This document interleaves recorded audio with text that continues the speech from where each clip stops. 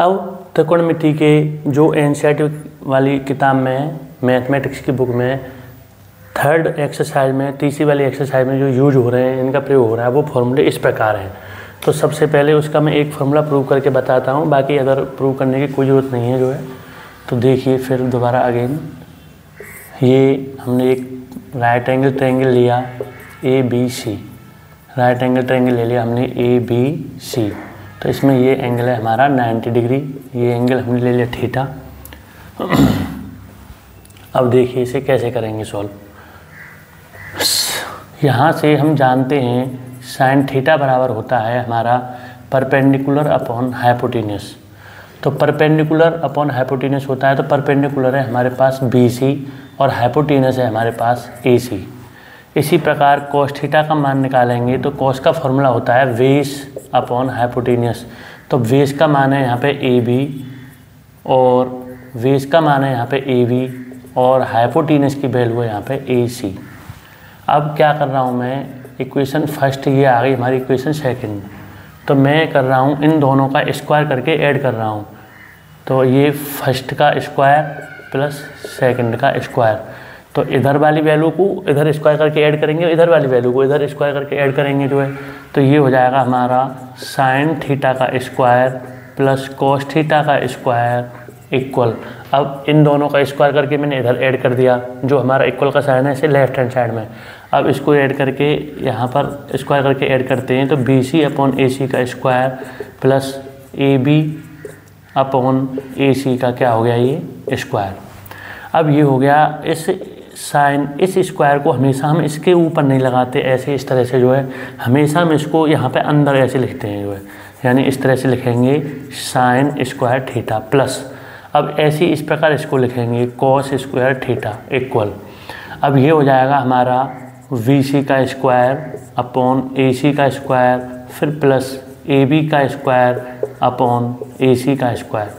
अब हमने इसका एलसीएम लिया AC का स्क्वायर, तो ये हो गया हमारा BC का स्क्वायर प्लस के क्या हो गया ये AB का स्क्वायर। अब इसमें BC का स्क्वायर प्लस AB का स्क्वायर हमारे पास में पाइथागोरस प्रमेय होती है,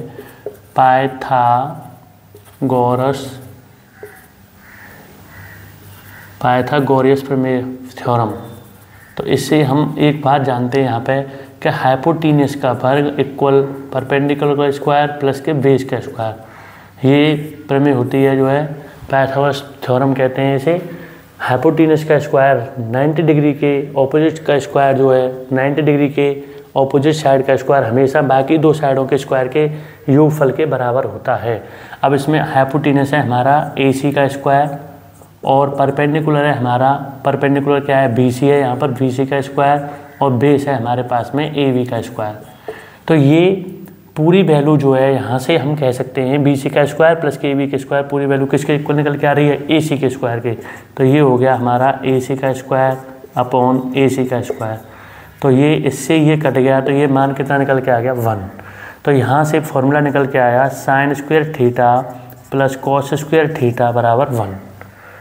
अब ये सारे फार्मूले मैं ऐसे ही लिखूँगा, आपको इनको प्रूव करने की ज़रूरत नहीं है। मैंने एक फार्मूला आपको प्रूव करके बता दिया है कि ये फार्मूला इस तरह से निकल के आता है।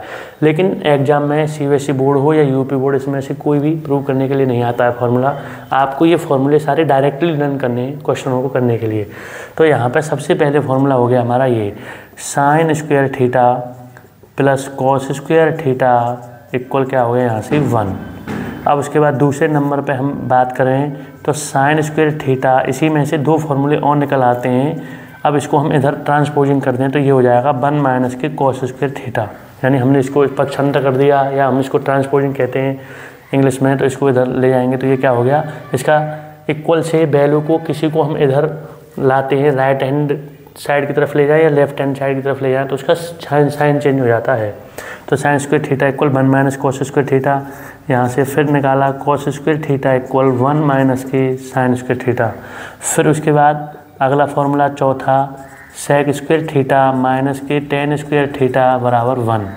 फिर उसके बाद fifth formula sec square theta बराबर 1 प्लस टेन स्क्वायर थीटा।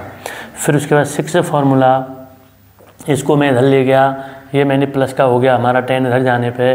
फिर उसके बाद इस 10 को इधर ले जा रहा हूँ मैं, 1 को इधर लेके आ रहा हूँ, तो सेक स्क्वायर थीटा माइनस के 1 बराबर ये आपका आ गया 10 स्क्वायर थीटा। अब उसके बाद अगला फॉर्मूला है कोसेक स्क्वायर थीटा माइनस के कॉट स्क्वायर थीटा बराबर 1। फिर उसके नेक्स्ट फॉर्मूला है कोसेक स्क्वायर थीटा इक्वल, इसको इधर ले जाएंगे तो ये हो जाएगा हमारा 1 प्लस के कॉट स्क्वायर थीटा। फिर उसके बाद नेक्स्ट फॉर्मूला है कॉट स्क्वायर थीटा बराबर कोसेक स्क्वायर थीटा माइनस के 1। ये 9 फार्मूले हैं, ये आपको लर्न करने हैं बहुत अच्छी तरीके से। और ये किस प्रकार यूज होते हैं, इस प्रकार यूज होते हैं कि क्वेश्चन के अकॉर्डिंग हमें अगर कहीं ज़रूरत पड़ रही है साइन स्क्वायर थीटा की, तो उसके स्थान पे हम इसे रख सकते हैं और इसके स्थान पे इसे रख सकते हैं। साइन स्क्वायर थीटा के स्थान पे तो 1 माइनस के कॉस स्क्वायर थीटा रखा जा सकता है, और 1 माइनस कॉस स्क्वायर थीटा के स्थान पर साइन स्क्वायर थीटा को हम लिख सकते हैं। इस तरह से हमें याद होने चाहिए, हमें पता होना चाहिए कि साइन स्क्वायर थीटा बराबर क्या होता है। तो साइन स्क्वायर थीटा बराबर होता है हमारा 1 माइनस के कॉस स्क्वायर थीटा। अब 1 माइनस के कॉस स्क्वायर थीटा बराबर भी पता होना चाहिए, इसका रिवर्स में उल्टा जो है कि क्या होता है, साइन स्क्वायर थीटा होता है। Sign square theta plus cos square theta अगर कहीं आ गया क्वेश्चन में, तो हमें ये पता होना चाहिए कि इसकी वैल्यू पूरी क्या होती है, 1 होती है। और कहीं अगर 1 लिखा हुआ आ गया तो 1 के स्थान पर हम इसका भी प्रयोग कर सकते हैं according to question. Sec square theta की value 1 plus tan square theta के बराबर होती है, तो इसके स्थान पे हम इसे प्रयोग कर सकते हैं। और 1 प्लस टेन स्क्वायर थीटा अगर कहीं लिखा आ गया तो इसके स्थान पे हम इसे प्रयोग कर सकते हैं। इस तरह से हमको ये याद होने चाहिए। सेक स्क्वायर थीटा बराबर 1 प्लस टेन स्क्वायर थीटा आपके माइंड में होना चाहिए कि सेक स्क्वायर थीटा का मान किसके बराबर होता है, 1 प्लस टेन स्क्वायर थीटा के बराबर होता है। टेन स्क्वायर थीटा का मान किसके बराबर होता है, सेक स्क्वायर थीटा माइनस 1 के बराबर होता है। कोसेक स्क्वायर थीटा का मान किसके बराबर होता है, 1 प्लस कॉट स्क्वायर थीटा के, और 1 plus cot square cosec square theta के बराबर होता है। कॉट स्क्वायर थीटा की बात करें तो कॉट स्क्वायर थीटा किसके बराबर होता है, कोसेक स्क्वायर थीटा माइनस 1 के बराबर होता है। तो ये फॉर्मूले आपको इस तरह से याद होने चाहिए। ट्रिग्नोमेट्री के सीबीएसई बोर्ड में और यूपी बोर्ड में कई क्वेश्चन पेपर में आराम से 10-12 नंबर में ट्रिग्नोमेट्री आती है। एक हाइट एंड डिस्टेंस और ऊंचाई, या हम कह सकते हैं ऊंचाई दूरी का क्वेश्चन आता है, वो अलग आता है। लेकिन इन फॉर्मूलों से संबंधित आपको आराम से 10 नंबर के क्वेश्चन दोनों बुक सीबीएसई बोर्ड परीक्षाओं और यूपी बोर्ड परीक्षाओं में मिल जाएंगे। तो अब मैं इससे आगे बात करता हूँ अगली वीडियो में जो है। अब मैं इनसे संबंधित आपको क्वेश्चन बताता हूँ जो इस प्रकार हैं, और इस प्रकार इनका फॉर्मूलों का प्रयोग बताता हूँ जो इस प्रकार इनका यूज हो रहा है।